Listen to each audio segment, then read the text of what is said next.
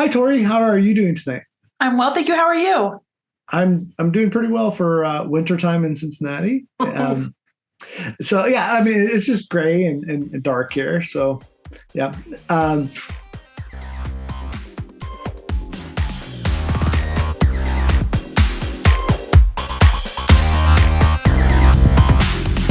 so Tory Brown is the designer of Votes for Women. She is a longtime activist and political communications strategist for progressive causes in DC, and where she lives with her partner and her cat, who shows up sometimes on social media, right?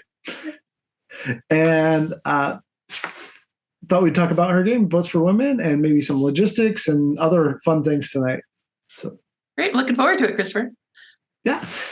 So on that note, where is the status of Votes for Women? I've seen some of Kevin, who runs Fort Circle, some of his little maps, and you've shared some of those. What's going on with the actual physical game right now?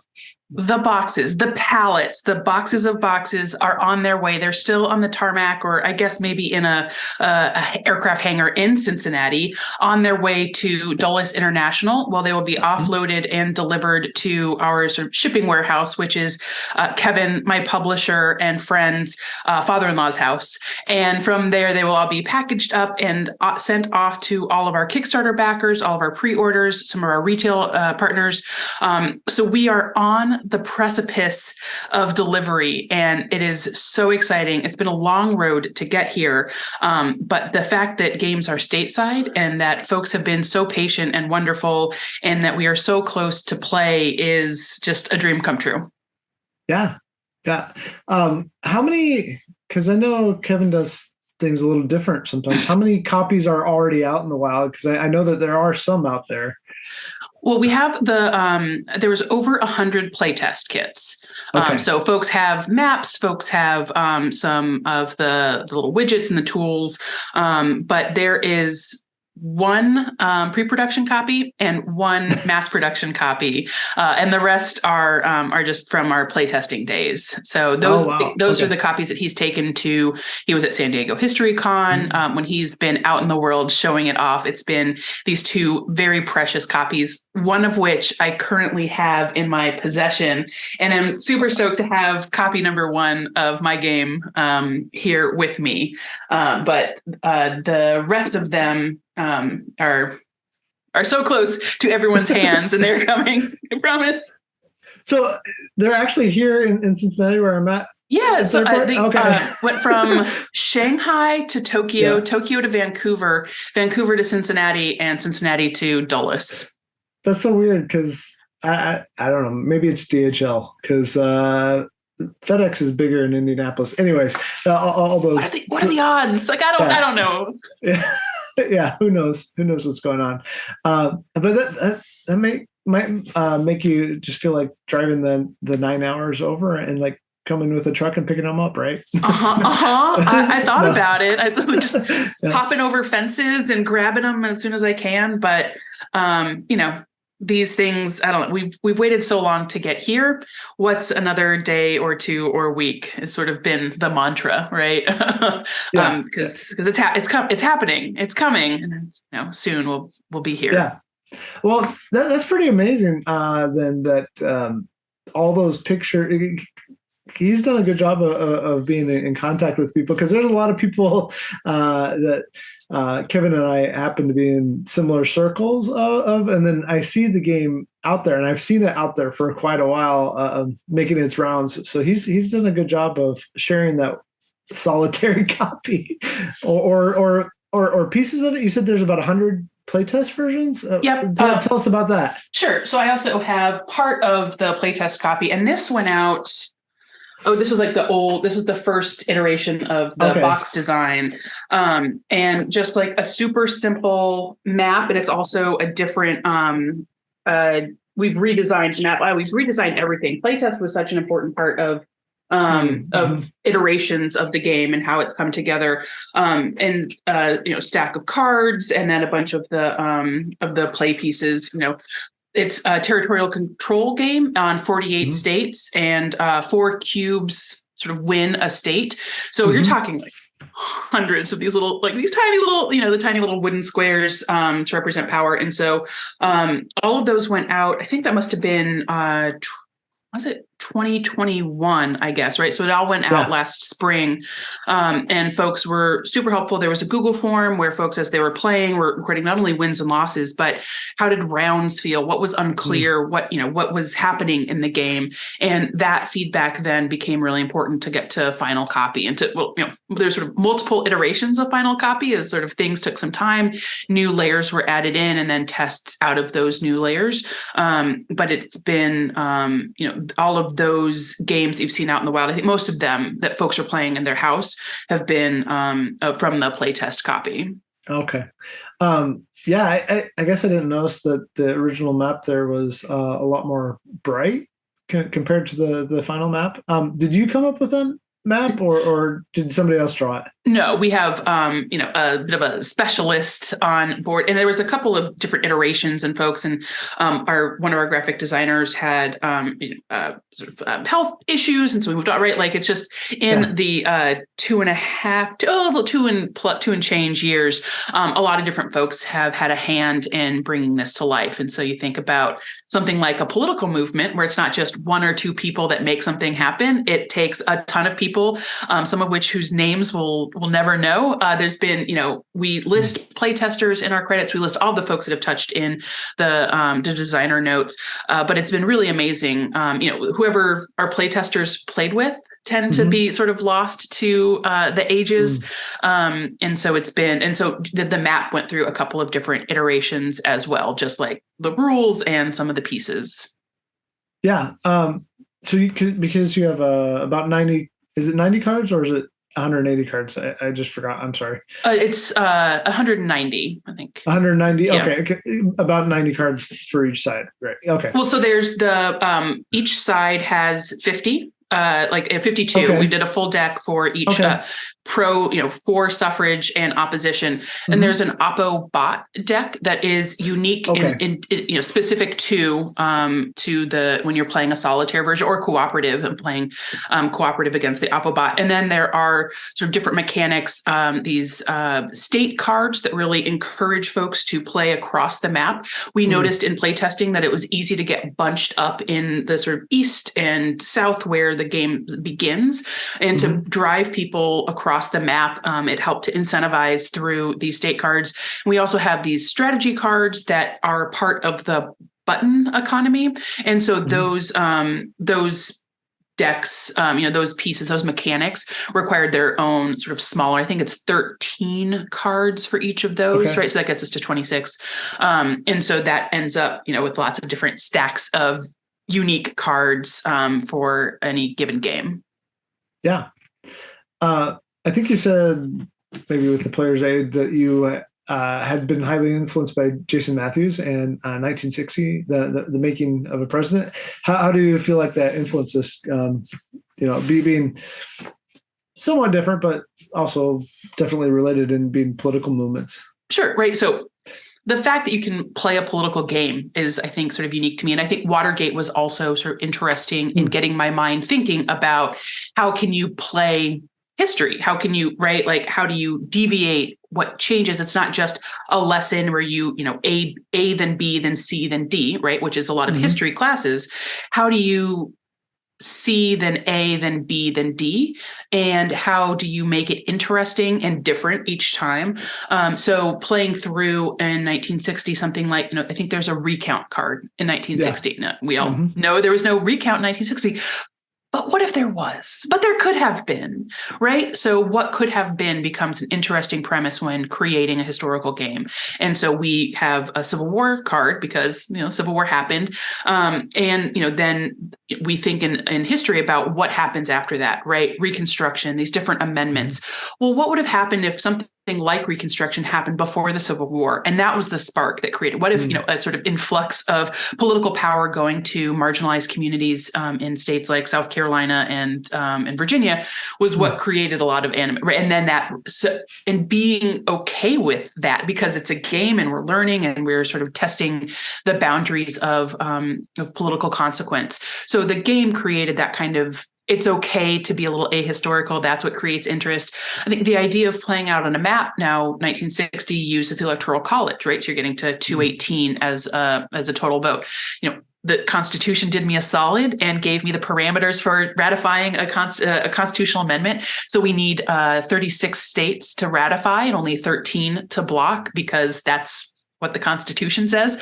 Right. And so, but using, that sort of historical parameter to then create the parameters for the game, is also a sort of interesting one-to-one, being able to play it out over a map. The 70 years of suffrage history, states were passing right suffrage, right? There was, was that going to be how, we would accumulate enough power in order to, and it just ended up being easier, I think more clean cut, to sort of build power from people, events, books, things that are happening in the country, but letting the fact that Wyoming and Utah were the first states to enfranchise women sort of fall by the wayside, and not wedding ourselves necessarily to the order in which states were granting the right to vote to women, because it just, to keep people moving across, but you just can't be so prescriptive in a game. And I think the same thing, in a game like 1960 or even in Watergate,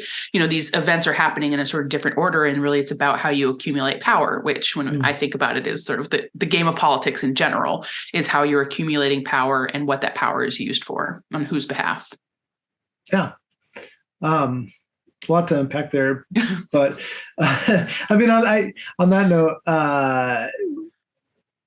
yeah. How would you define, and related to all that, how would you define a historical game? I was talking with some people about this the other day, and they're like, well, World's Fair has, some historical information, and I learned some things that I could see myself maybe sharing that with like a 4th, 5th grade class, and then they would know about I could incorporate it into a lesson plan. Like that. I was like, that doesn't feel like a historical game to me, though. How would you define it? I do think that there is a fidelity to basic boundaries of historical events.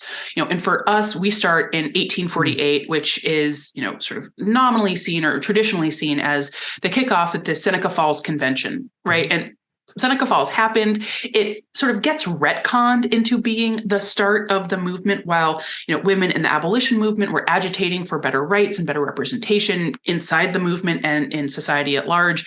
There are pieces written, books and letters where women are agitating for their rights and warning, future presidents against letting men be tyrants to women.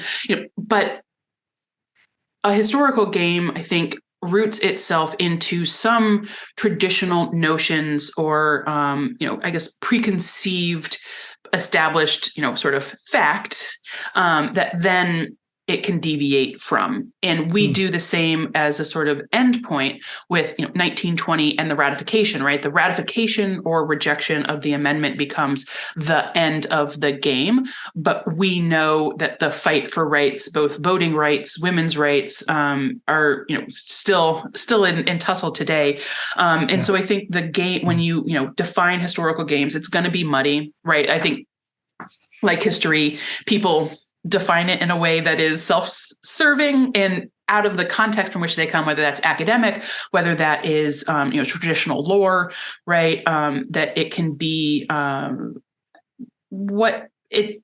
I don't know. The definition is gonna be what serves specific purpose, because that's what history does, right? History serves purpose, and so I'm gonna choose in this fashion to say that a historical game, right, starts in a clear moment in time with relevant historical factors and people. I can't imagine, and I guess there are lots of games that wouldn't include historical figures. Somebody like Taylor Schuss talks about in the opposition of Stonewall Uprising, there are no anti-gay rights figures named in his game. It's part of the philosophy of the game. And to me, like, how can you divorce history from people? Like, people who make history, people who decide history, right? So my definition in my historical game, the starting point, historical figures and events. I think you could you could probably play my game and learn nothing about the historical movement if you really resist. Okay. You can divorce yourself from facts and figures and just play to get, and I've seen folks especially as folks are learning how to play, there's flavor text on every card, right? Who is this person? Why is this right? Matter. And when people are like just trying to figure out how to play and win this game, nobody's reading that flavor text that I poured my heart and soul into and that spent all of this time working on. And so I think, and especially, as things are jumbled up, you don't even have to learn history to be a historical game, right? I think you just have to, root yourself and go from there. Interesting. Yeah. That's quite the quote. You don't even have to learn history to play a historical game. It's so postmodern of me. I'm going to have to think about that one. So what games, well, let's go there then. What historical games have you played that you learned nothing from then? I don't know. I guess I definitely learned from 1960. I think, even Watergate, there were people that I wasn't familiar with, and that led me to do more. And then Julia Roberts pops up in this Margaret Mitchell movie, and I'm like, oh, I know her from Watergate. I think when I play, I do absorb, I get curious, I Google what I am sort of pulling out. And so I tend to be a person when I'm reading a book or even watching TV, something interests me, I want to learn more, and I will absorb. It makes me very obnoxious to watch Jeopardy with. But you don't have to, right? You can watch Jeopardy and not really care or take in any of it, right? You just watch as entertainment, who wins, who loses, and be done with it. And I think that reigns true for historical games as well, right? If you're just so interested in the win-loss, which I know a lot of people are, right? And people that really hate to lose, really hate to play historical games, it seems, right? If the Nazis win and you let the Nazis win, what have you done, right? You take it personally. And that was part of creating the cooperative piece of the game, is that at least it gives you, someone that you're on the same side as, and if you lose, you have each other to commiserate with, and you're not blaming each other. There's not any animus, because people get really emotional losing as suffrage. And I hope that everybody take a deep breath and remember it's a game, right? As much as I want people to learn, I also want people to have fun and, to want to play it again, right? What is a game if not replayable? And so I want folks to, even especially if they lose, to all right, I know how I'm going to do it differently next time. I'm definitely going to play that card this way, that kind of a thing. But I'm going to learn something from every game I play. I think that's just part of how I approach things. Yeah. What part of what I'm thinking through is there's a common question about movies. Since you went there with the whole postmodern thing of what is directorial intent, and we can ask the same ludic question of games, right? So what's the designer's intent? And would you be happy if somebody just sat down at your game and was well, I just want to win, and I'm just going to play as the opposition, and I don't care what Tory had to say at all, and it doesn't matter what Tory had to say. See, I am making the game so I can change history. What Tory had to say in the game, who cares? I have won the game as the opposition, and that's how history should go. I've played around with this idea of marketing the game to misogynists, right? Do you want to? No, I have not entered in over the precipice, right? It has not been part of the marketing strategy, but it's a fun sort of thought experiment of, if you really hate that women vote, here's your chance. And I think, first of all, they will pay full price, no discount for misogynists, and their money spends the same. That whatever draws a person to a game, I do have designer intent in the game. I want people to love movements. I want people to see the value of getting involved with each other to achieve political ends. I think that is all we have as sort of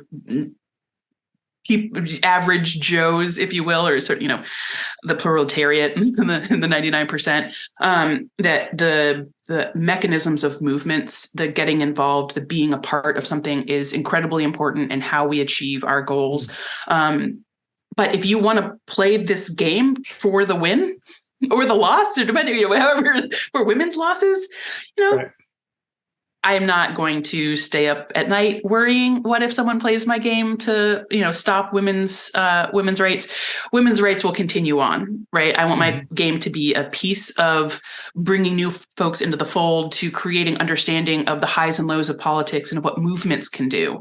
The very specifics of that movement I find incredibly inspiring, but I know not everyone is going to. What I want them is to be curious about what they might be involved with that now today moves us towards that more perfect union, that a country that can deliver on the promises that it was founded on. Because it feels to me right now that we are sort of wildly off from that. And so, it's more about, I think, the power of movements than any one given movement. And the game itself talks a lot about different movements that feed into suffrage movement, right? It wasn't just women that wanted to vote. Some of it were women who wanted to be represented in their workplace, right? The labor's involvement. Some of it were women who wanted to wear pants, and this rational dress movement, the temperance movement, right? People that were committed to, eradicating alcohol from our country. All of these different movements feed into the suffrage movement that see it as a tool to accomplish a means to the end. Or the vote is the means to the end of whatever it is that they're advocating for. And I want people to think about what they're advocating for and how they can join with others to do it. But you want to play, you want to, you want to beat women, that's fine. Like, it's a game, have fun. So obviously coming right after World War I, a lot of things are going on in the United States related to how your game plays out. Do you feel like that tension builds? I mean, I was, and you're doing it in a funny way too. But can people pick up on that history pretty easily, even though we were kind of joking about ignoring it? Yeah, I mean, it kind of becomes hard to ignore, right? But really, at that point, you're just like, disregarding title. Image, right? Each card has a historical image flavor. Right? You have to work to ignore all of the history and all the understanding. But the mechanic of the game starts with a lot of power given to the anti-suffrage side, right? Opposition starts. The start card is patriarchy, and you flood the zone with power. Because that is how patriarchy works, right? Like that is the situation. And as the cards progress, the opposition cards become less powerful, and the suffrage cards become more powerful. They can do more things. They're more focused in different areas. And early on, you've got a lot of power in the Senate and what's happening in D.C. to prevent ratification or prevent a bill that gets sent to the state for ratification. One of these bills to refer. So the mechanics create a lot of momentum for suffrage side. And as you are getting close to these final turns, what's happening in World War I, the Spanish flu, the 1918 flu pandemic, the way that women's role in society is being recalculated given all these international pieces. And it was a huge part of suffrage movement to say, you're fighting Kaiser Wilhelm, and because he's not giving rights to people, but President Wilson, you're not giving. When will it be our turn? The cards have a lot more power in that moment to accomplish the sort of needs of the game, because that's when power was at its greatest for the movement. And it wasn't what was happening internationally is huge, right? Women went overseas to serve as ambulance drivers and medics. They were doing hard work. They were serving at home in factories. Things were really recalculating. And over the course of the whole game, the role of women is being recalculated over and over again, from, living under coverture, where women had, especially married women, had no rights, had no property, had no custody of their kids, had no right to inheritance, had all right. You start from that place, and then you start changing property laws, and that helps create strength in the movement. And then you create, rational dress, where people can, women are not bound by Victorian dresses anymore, and that creates sort of ease of movement. The cards create that propulsion towards what we're there then at post World War I, 1920, where all of these factors combined, and smart organizing and amazing political calculus and just a lot of sacrifice, hopefully you play the game, will create the conditions for ratification. Yeah. So related to that, we're in a time of a lot of tension now. I have noticed. Yeah, tension. Yeah. And I mean, because I don't know when it's coming out, but Fort Circle's working on. I might say her name right. Talia Rosen. Yep, Talia Rosen. Yep. Is first Monday in October. Is that what she's working on? Yeah. So how? And that's a game about the Supreme Court. Yeah, and that's kind of where I'm going. It is like, how would you want to see? There's so many things we could talk about here. But how would you want to see tension build in a game related to modern issues towards resolution? Because you talked about it for your game, and it's easy to look back on history. Right, because it's done. But what would you want to see with something that was dealing with contemporary issues and things like about the Supreme Court and things like that? What would as a player of historical games, what would you be wanting to see?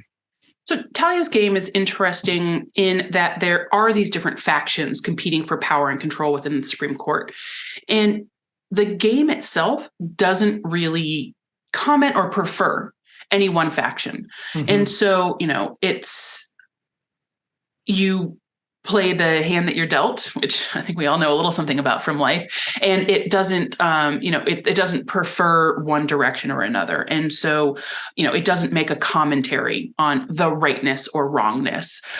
I think Votes for My Game makes comments, right? Like, it is right. Even if you want to play anti-suffrage, you still pull cards that are, have an editorial point of view. I could not divorce myself from my values and from what we now see with a modern lens, looking back at the suffrage movement, of pitfalls of outright racism and xenophobia. Right? I feel responsible. Like, I need to make a comment with a current historical lens that, like, that's it could have been so much better had these women would not been beholden to race and classist notions, mm-hmm. right? So I think modern games, what would I want to see?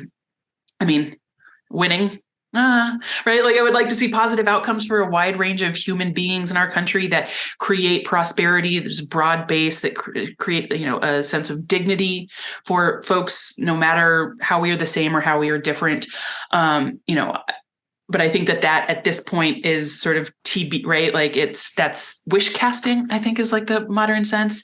So, I think the modern historical struggle is, certainly along class lines, as it always has been in the United States, but also along racial lines. And the two have been so inextricably tied since, the landing of the first slaves on American soil, that you would sort of need to, right, address both of those things. Certainly as a woman who made a historical board game about really successful women's rights movements, right, the role that gender plays, and I think the ever expanding definition of gender, right, that I see historical struggles on these lines because they're so often exploited, right? Our racial lines, our class lines, our gender, right? That tension becomes ripe for fueling division when we would be seeking unity and common purpose against a common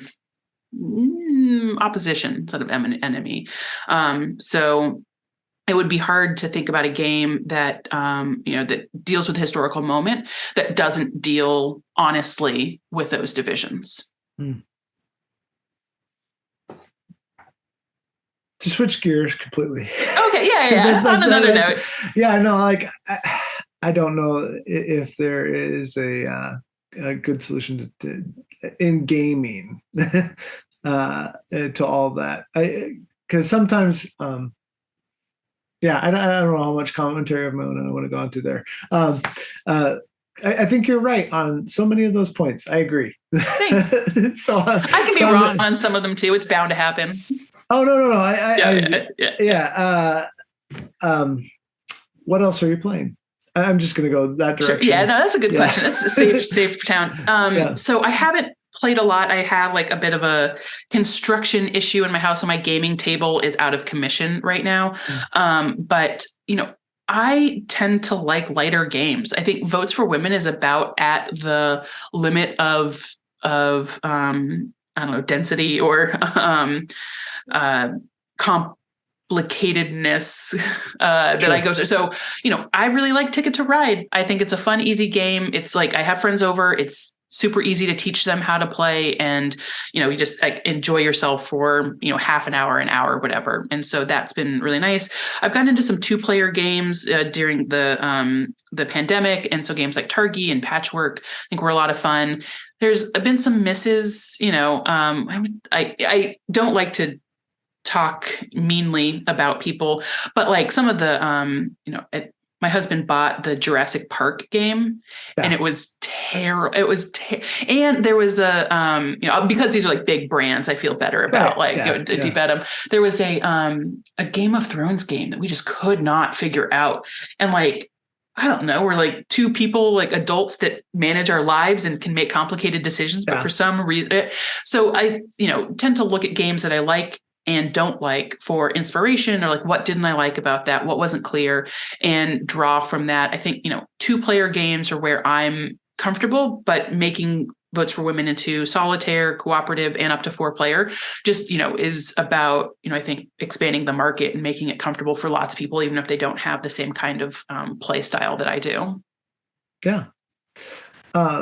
So besides Jason Matthews, are there other designers that have influenced you personally? Elizabeth Hargrave, right? Like, how do you not, right? Like, okay, yeah. You don't have to like Race for the Galaxy and Wingspan, which I think it's not only like her style as a designer, but her style as an advocate for fellow designers, I think is really interesting. And that she's curated space for promoting other folks. And, the way, the idea of taking the most esoteric or at random subject and creating something that is so beautiful and so popular is it doesn't have to, I think people still find Wingspan particularly pretty complicated, right? There's this amazing video of Mandy Patinkin and his wife just being like, no, right? When I think a lot of folks would think like, oh, it's Wingspan, right? Like it's the eggs and the, right? So, again, it's a little bit about that balance of reach versus depth, right? Like of, the people that love board games and see it as a lifestyle more than a hobby want really complicated games because they are really good at them, and they've sort of in some ways cracked the code a little bit. And so you have to create some tension for those players, right? And so how to balance between folks that want complicated, meaty games with a lot of rules, and folks that, just want to play a Ticket to Ride and that's it, right? Like that is for some people, that's as complicated as it gets. And, there's no game that's going to be for everyone. But it is for me about what is the balance and that I am comfortable striking, and what is complicated enough and interesting for me, but not onerous to learn, and certainly not onerous to teach my friends that don't ever play board games. Because there's a lot of people that really want to have a game night coming in the next few months.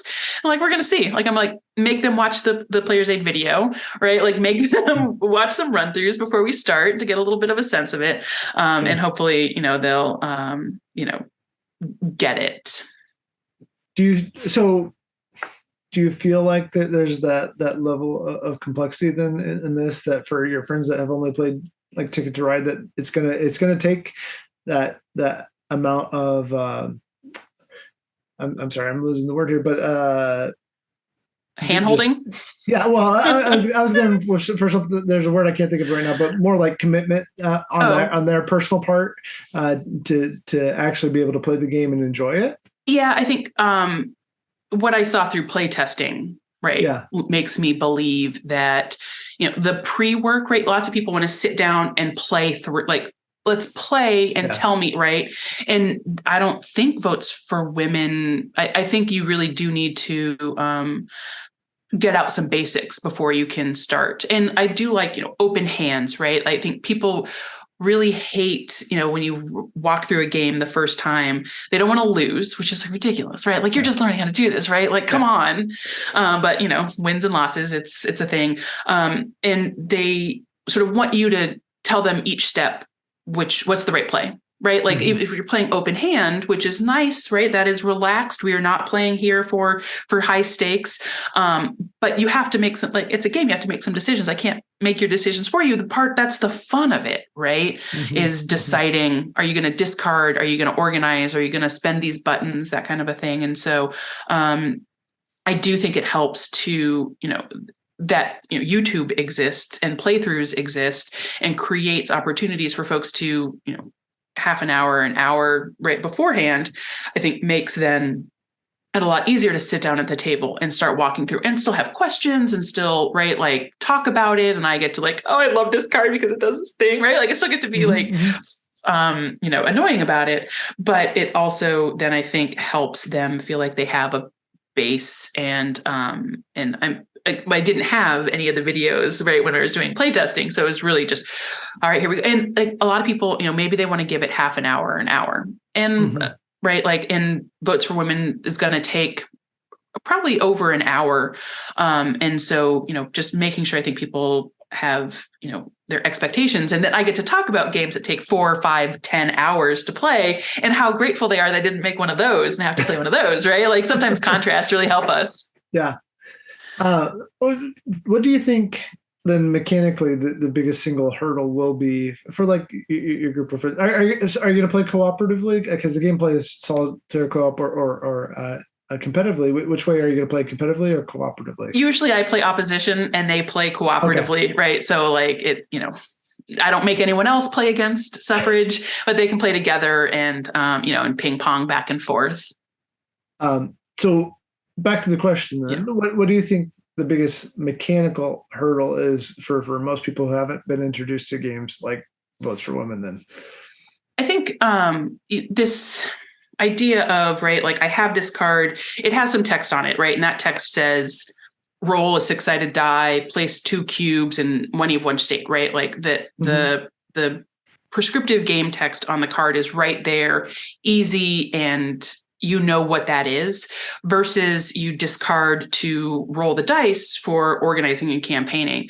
And that is a bit of a wild card for folks. And so I think first, like, just remembering that there are these like 3 different things you can do, and not just, right, like, what is written on the card. You have more choices, you have more options, but like, a little bit of a decision paralysis can set in.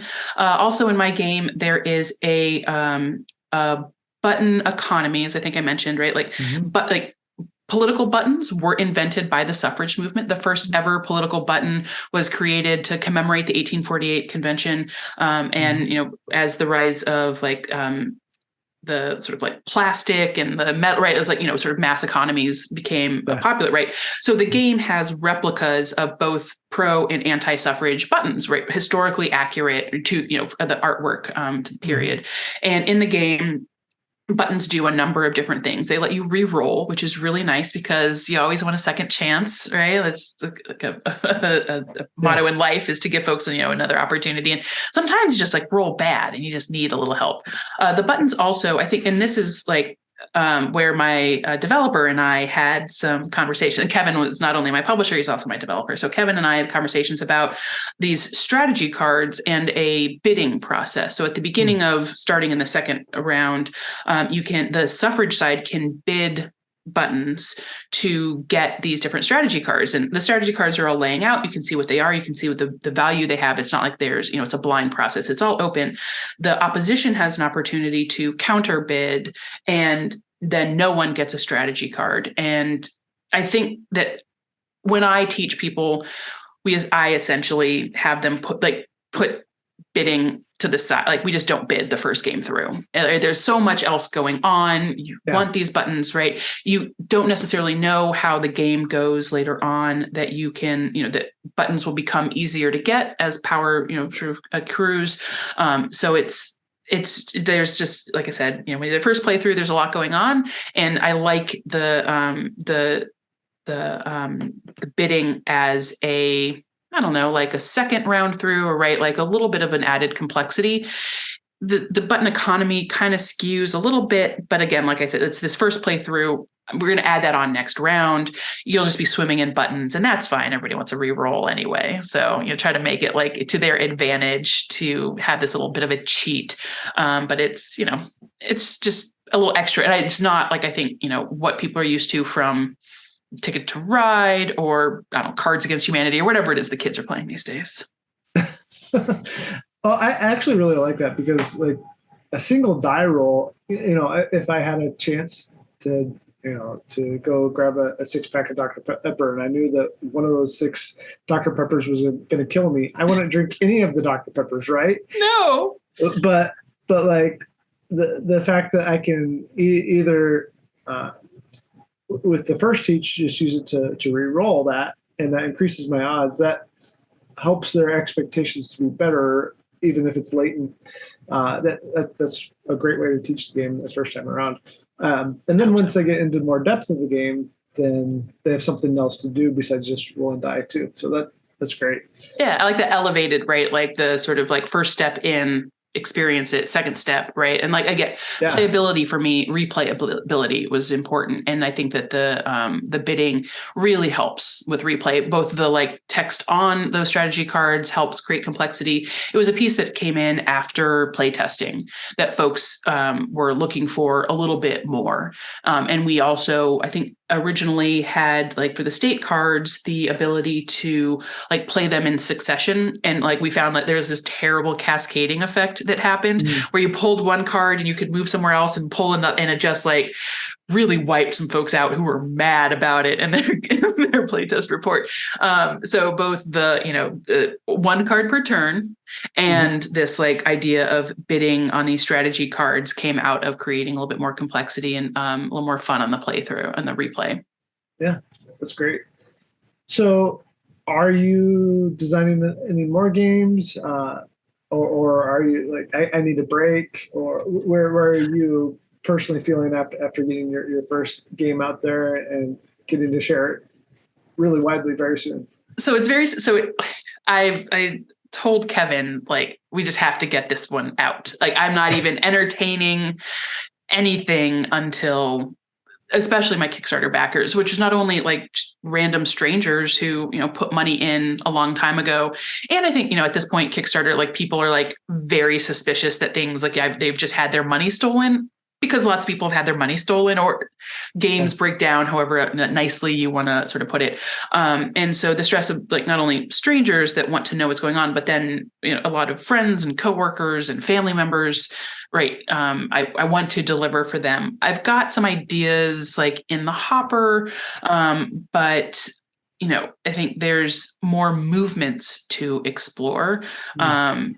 Certainly, I think, like I mentioned, Taylor Schuss has this Stonewall Uprising on the gay rights movement from the 60s, 80s.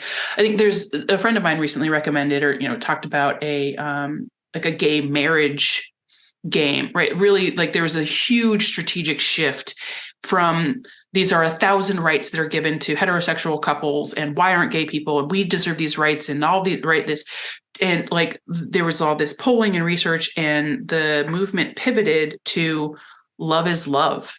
And the power of love becoming such a more important and more, I think, tactile to average folks than a list of rights that people were demanding.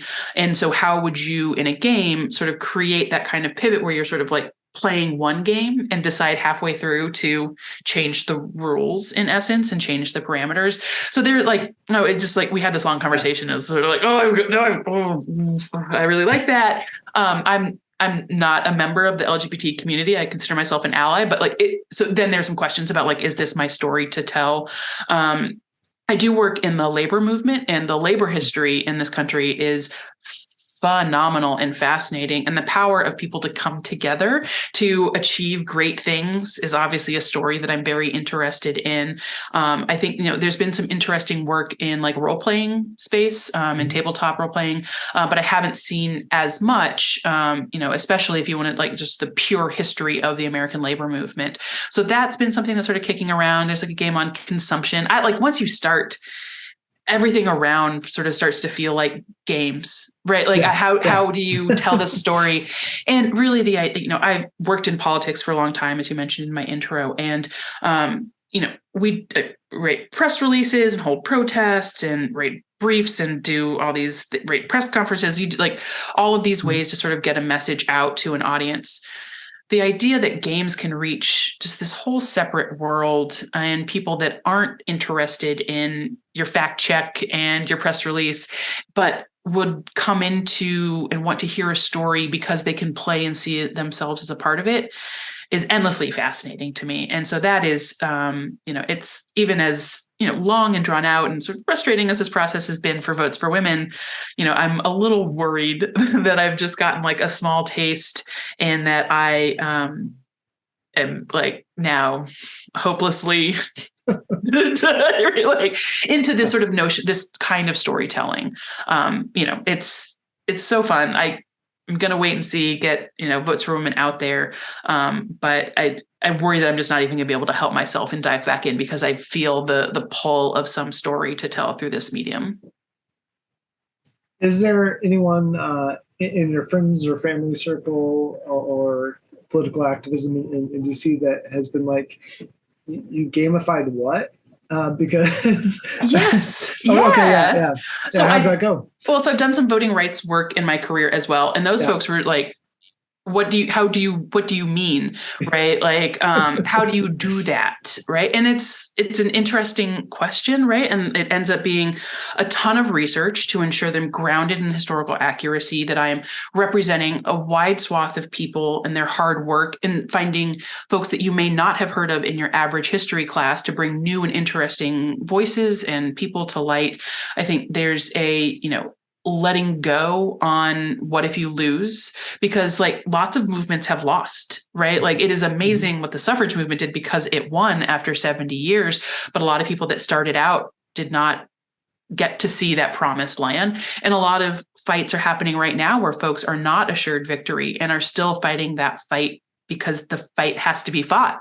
And so, getting folks to think about the similarities between games and movement politics, right? Like you roll the dice, you go back and forth, you leave it to chance, and you have to be real smart and you have to be real dedicated and you have to, spend your hour and a half playing or 4 hours, whatever it is, gets folks, I think, thinking about it how I've come to think about it. And so it's been fun to sort of give them a piece of that, emotional approach, because I care about these issues and this work and this idea of people coming together to make things happen, that helps them sort of see through why this was a story that I wanted and had to tell.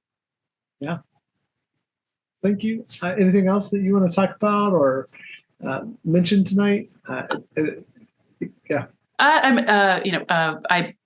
Fort Circle is my publisher. So if folks are interested in purchasing a game, go to fortcircle.com/games. Votesforwomen.com is an easy URL right to there.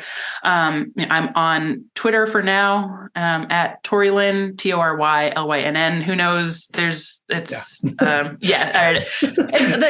Twitter community has been endlessly interesting and supportive, and like it is such an amazing community, and it would be a shame to lose that community. But hopefully folks identify, some other place to be up together, because I think, it'd be a real shame. And, I hope folks who kickstarted and are watching this understand that things take some time, but I hope that people find the game worth the wait. And I'm super excited to hear back from folks what they think and what they would do different. And, I have thought about, we had so much material that, expansion decks aren't outside the realm of possibility, just because there are so many people and interesting things that happen. So if you get the game and someone you love is missing, let me know, and it will be more, fodder for my expansion file. Great idea. Thanks so much, Tory. Best of luck with the new, you said retail sales coming in next year, right? Probably. Yep. Okay. That's right. Yep. Yeah. Okay. And Amazon, I think, but also complicated there. Well, yeah. Kevin definitely does that. Because I heard about his interest in shipping to Europe ideas. So he's always got some scheme. I don't know. Anyway, thank you. I really appreciate your time, and hopefully we'll get to play the game. I think should be coming to DC for Kevin. What is he calling it? I guess we'll end on that. I call it Kevin Con because I have no idea. I'm sure there's some fancy name for it, and it's with the Civis Institute.